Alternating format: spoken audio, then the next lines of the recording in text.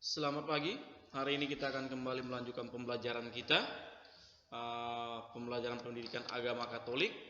Yang pertama-tama yaitu di bab 1. Kita akan lihat nanti yang di bab 1 materi yang kita bahas di bab 1 tersebut yaitu Aku Citra Allah yang unik. Mari kita lihat satu persatu. Yang pertama-tama akan kita perhatikan baik-baik yaitu tujuan pembelajaran. Tujuan pembelajaran terbagi menjadi beberapa bagian. Setelah mempelajari materi tersebut, siswa mampu yang pertama-tama kita lihat. Yang pertama-tama yaitu menyebutkan ciri-ciri yang menjadikan seseorang disebut unik. Yang kedua, menjelaskan sikap-sikap yang muncul dalam menghadapi keunikan beserta dampaknya pada tindakan. Yang ketiga, menjelaskan makna manusia sebagai citra Allah berdasarkan Kejadian bab 1 ayat 26 sampai dengan 28.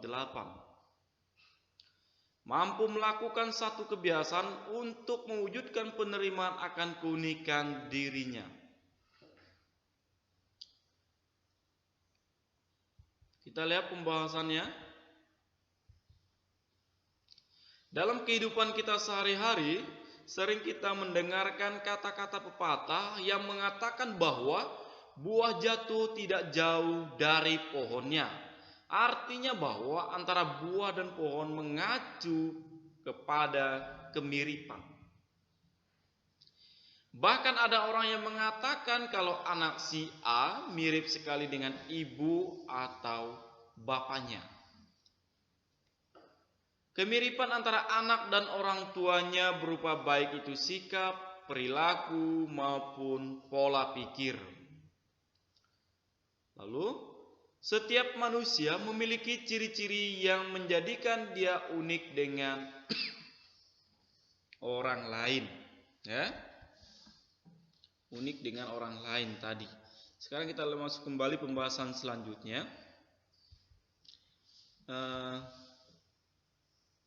Poin pertama, setiap manusia adalah pribadi yang unik dan istimewa.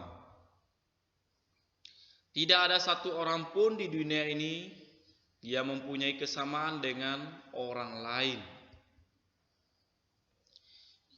Bahkan sekalipun dia dilahirkan kembar, tetap saja memiliki perbedaan. Keunikan dan keistimewaan itu bisa diamati dari beberapa hal, antara lain yaitu berupa fisik, psikis, bakat atau kemampuan, serta pengalaman yang dimiliki orang tersebut. Setiap orang pasti memiliki perbedaan-perbedaan tersebut. Ya, perbedaan seperti fisik, psikis, bakat, kemampuan, serta pengalaman yang dimilikinya. Itulah perbedaan-perbedaan yang dimiliki oleh setiap orang. Keunikan yang dimiliki tersebut merupakan suatu anugerah yang menjadikan seseorang berbeda dan dapat dikenal serta diperlakukan secara khusus. Harus kita garis bawahi bahwa keunikan ataupun perbedaan yang kita miliki pada diri kita masing-masing merupakan suatu anugerah. Ya, kita garis bawahi kata anugerah tersebut. Dengan demikian kita mampu berkembang dengan baik tanpa harus merasa minder dalam diri kita masing-masing.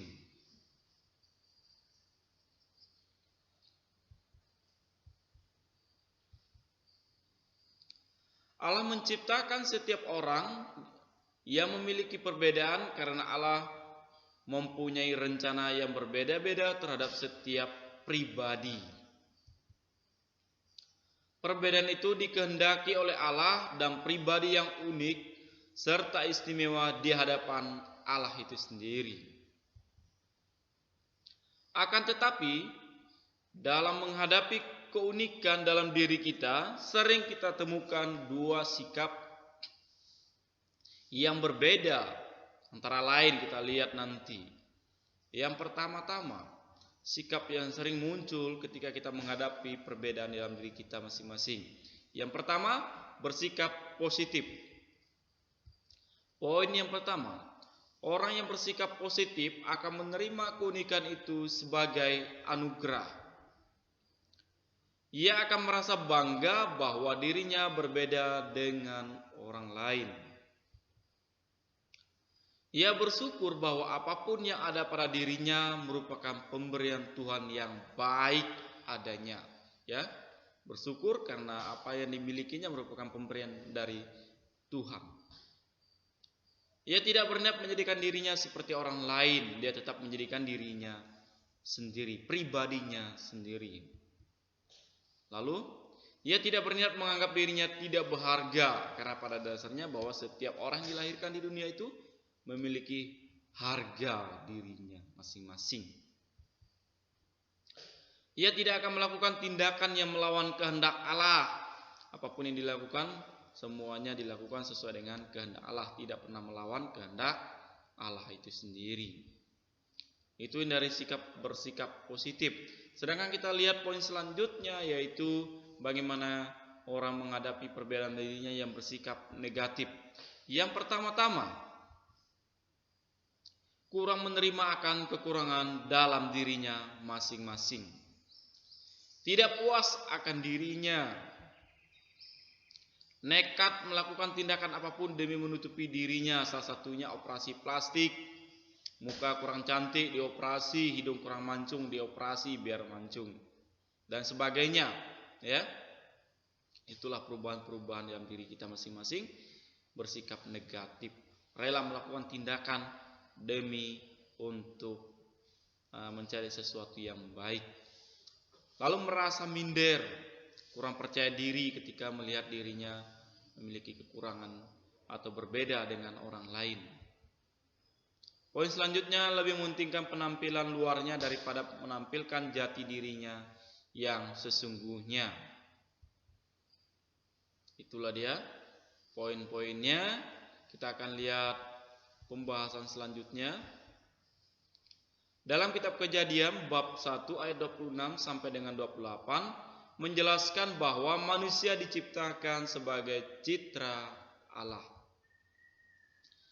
Kata citra mungkin lebih tepat kita artikan sebagai gambaran atau rupa atau yang menggambarkan. Kalau kita mirip seperti ibu atau ayah kita, itu tidak berarti kita sama dengan ibu atau ayah kita.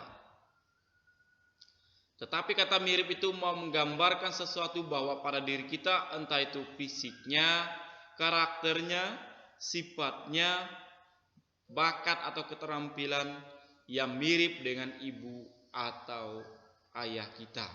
Ya, itu kemiripannya. Demikian pula makhluk yang disebut manusia dapat dikatakan sebagai gambaran atau citra si penciptanya, yaitu Allah itu sendiri.